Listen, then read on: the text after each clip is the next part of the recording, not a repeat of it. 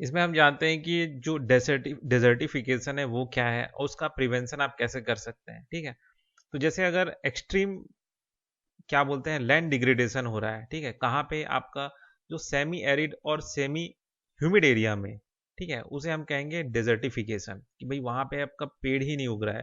ठीक है, और है ना, और डेजर्ट जो है एक तरह से फैला जा रहा है, रेत जो है, रेतीला जो जगह है वो और फैला जा रहा है। ठीक है, एक्सपांसन ऑफ डेजर्ट, इसे हम कहेंगे डेजर्टिफिकेशन।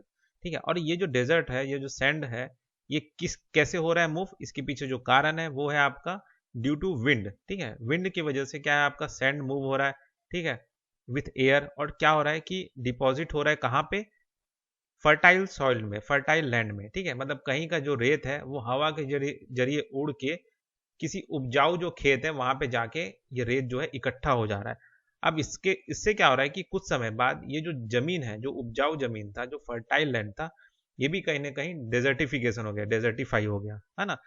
अब ये जो डेजर्टिफिकेशन है, पहला चीज तो याद रखिए कि जब एक बार कोई जमीन डेजर्टिफिकेशन हो जाता है, ठीक है, तो उसको आप रिवर्स नहीं कर सकते। ठीक है, मतलब वापस से आप उसको उपजाऊ नहीं बना सकते, बहुत मुश्किल है। ठीक है, तो ये कैसे प्रिवेंट करें, उस चीज पे हम फोकस करते हैं। ठीक है, तो कैसे हम इसको प्रिवेंट कर सकते हैं कि ये जो डेजर्टिफिकेशन है बाकी अदर जो उपजाऊ जमीन है उस पे ना फैले।